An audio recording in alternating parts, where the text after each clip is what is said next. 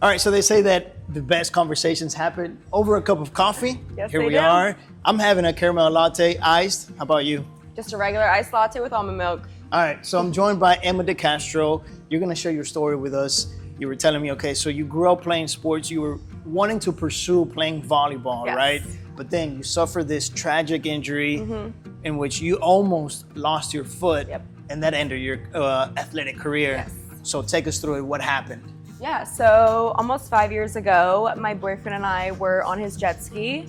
We were going not fast, about 10 to 12 miles an hour when we hit this really big wave.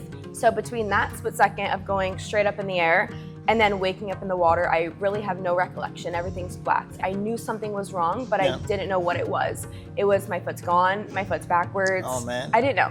So You were just imagining everything. yeah, it's in that moment, it's fear, it's anxiety, it's, oh no, volleyball is never in the picture anymore. Like Yeah. that was the first thing. It was one, okay, something's wrong, and two, what about the sport I play? Like my season starts in Right. 2 weeks. This is Oh, my man. life, this is what I love. What was, I guess, like the diagnosis? Like your foot got broken, your ankle, and then it's- what? How many surgeries did you need? I think it's like an open fracture. Or Okay. so anybody that's in the medical field, it's your talus bone, which is the bone in your ankle that gives you full mobility. So think about it like your wrist, up, down, Right, left, right. right, yeah. It's the bone that's on the inside giving your foot full mobility. So that's the bone that came all the way through. When it came through, it tore almost every single ligament and every single tendon on the way out. Oh, wow. So my bone was this way, my foot was this way. Oh, So like, wow. you know, normally it's here, but it Right. was like here. So Oh. it was like this. I had no feeling in my toes. I couldn't feel anything. Like it was literally like my foot was gone. In total, I've had 9 surgeries, full ankle reconstruction. I was in the hospital for 2 weeks. When I woke up the first day, it was pins, it was bolts, it was like rods. It was just, I looked down and all I saw was hardware when I woke up the first day. Look at her. I know, I just saw her. I was like, look at you go. Yay. What about rehab, like the recovery? Just, I know physically must have been tough, For but sure. how about mentally and emotionally? Just how was Yeah. that journey going through rehab and getting back to what you wanted to get back to? Yeah, so physically, I was in rehab for about 1.5 years, honestly almost 2, I think. Yeah. And my orthopedic surgeon told me, Emma, you're never gonna walk the same, you're never gonna run, you're never gonna work out, you are never going to play sports again, and like, don't even try, because you're only asking for a more severe injury at this Right. point. Literally 2 days after I had got out of the hospital, I was in the worst mental space of my entire life. 2 days after the hospital, I remember going up to my parents and it's like, I need to go work out. Like I need to just get out. I've been in the hospital for weeks. So, you know, I crutch in the gym with my full on cast, still had pins in my foot. I had a wound vac. I had a wound vac because when I had a skin graft, it was like a tube that was going from the vacuum all the way into my foot to just suction out anything to make sure there was no infection going in or out. Yeah. So I was like crutches, cast, pins, needles, in like this huge bag that was just Really? like, and it was really gross. 'Cause In it was the like, gym? Yes, blood pumping in and out. So like you would just, you know, see it just sitting there. So Wow. like I mentioned, best parents in the entire world. I would have never made it through this accident without them. And, you know, I was sitting there on the bench. They would bring the dumbbells to me. You know, like my dad would prop my foot up for me, like make sure it was like good. My foot was always above my heart somehow. My mom's like handing me the dumbbells. So it was an interesting recovery for what has been 5 years. I'm still technically in recovery. I will be my entire life. Yeah. But yeah, I literally could not have done it without my parents and just my support system.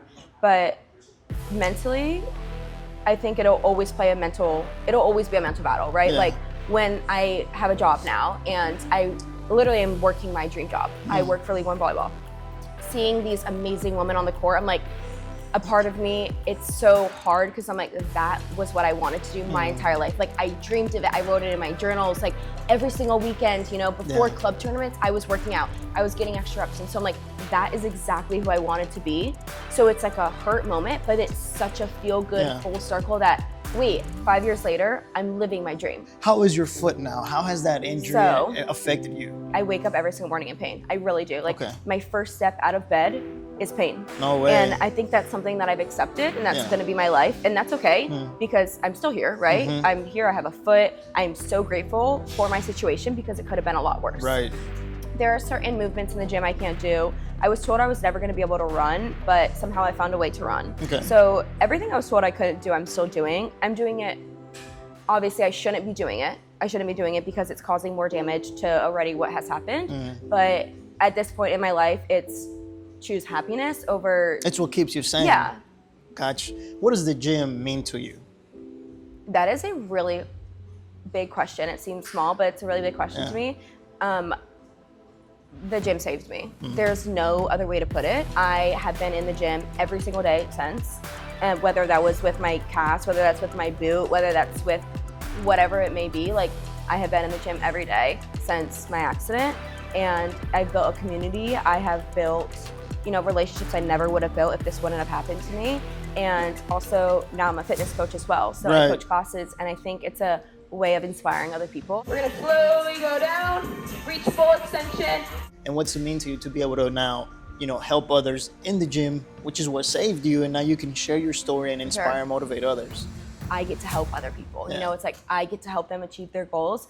And I may or may not tell my story to them. It just depends on the person, because once again, it's not about me, right? Like you're showing up to class because you're there to better yourself, right? We're here, you show up early in the morning, you show up late at night, like that's kudos to you. So for me, it's knowing that people can give more.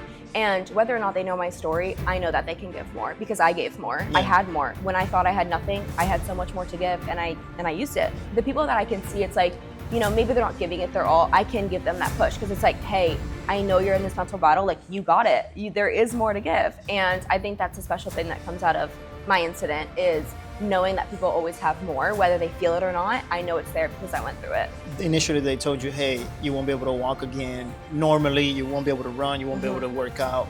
All these things. To be able to beat those odds, what's it mean to you? For me, it was the darkest period of my life, but I'm still going to do something about it. So it's taking that first step as a person, right?